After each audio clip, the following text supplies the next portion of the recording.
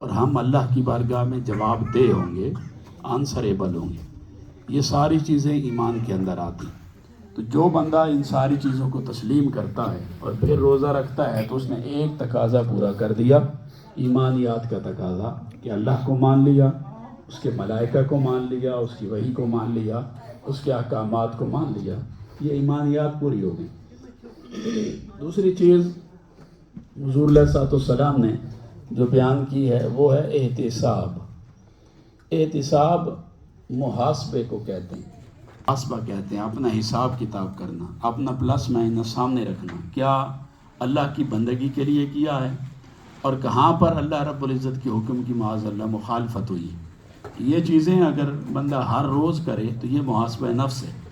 حضور علیہ الصلوۃ والسلام نے فرمایا کہ اگر ان دو تقاضوں کو پورا کر دو، روزہ رکھ کر اس چیز کا خیال رکھو کہ آپ نے روزے کے احکامات کو کہاں کہاں پورا کیا ہے، کہاں کہاں غلطی کمی رہ گئی، کون سے ظاہر کے گناہ ہوئے، کون سے باطن کے گناہ ہوئے، کون سے آنکھ کے گناہ ہوئے، کان کے، زبان کے، ہاتھ پاؤں کے گناہ ہوئے، اور کون سے دل کے گناہ ہوئے، یعنی دل میں حسد، حقد، بغض، کینہ، یا کسی کی اس کی پشت کے پیچھے غیبت تو نہیں کی۔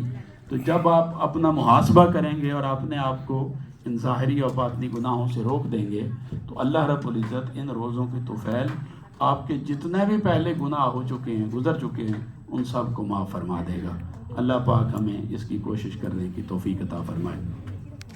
اللہم صلی علی سیدنا و مولانا محمد وعلی آل سیدنا و مولانا محمد صلاۃ تنجینا بہا من جمیع الاحوال والآفات وتقضی لنا بها جميع بها من جميع الذنوب والشرور والفتن والمعاصي والسيئات وترفعنا بها عندك أعلى الدرجات وتبلغنا بها أقصى الغايات من جميع الخيرات في الحياة والممات وبعد الممات إنك مجيب الدعوات ورافع الدرجات۔ یا الہ العالمین، تیری توفیق سے آج کے دن کا روزہ رکھا، تیرے عطا کردہ حلال رزق پر اسے افطار کر رہے ہیں، میرے مولا اس روزے کو اپنی بارگاہ میں قبول فرما، اس ماہ مقدس کو اس کے تقاضوں کے ساتھ گزارنے کی توفیق عطا فرما، اس کی راتوں کو قیام کی توفیق دے، اس کے دن کو روزہ رکھنے کی توفیق دے، اور روزے کے سارے ظاہری و باطنی تقاضے پورے کرنے کی توفیق دے۔ یا الہ العالمین، جتنے خواتین و حضرات یہاں پر چل کر آئے ان سب کی بندگی کو قبول فرما۔ آج کا اس افطاری کا اہتمام محترم حاجی پرویز نثار صاحب نے کیا، میرے مولا ان کے اس اہتمام کو قبول فرما۔ ان کے والد محترم اس دنیا سے رخصت ہوئے، ان کے کزن کا انتقال ہوا، میرے مولا ہم ان کی بخشش و مغفرت کے لیے، بلندی درجات کے لیے تیری بارگاہ میں دست بدعا ہے، میرے مولا اس رمضان کی ان مقدس ساعتوں میں ان کی مغفرت فرما، ان کو بلندی درجات عطا فرما، میرے مولا ان کی قبور کو جنت کے باغات میں سے باغ بنا، اور ان کی ارواح کو اعلیٰ علیین میں داخل و شامل فرما۔ ہماری دعاؤں کو ان کے حق میں قبول فرما۔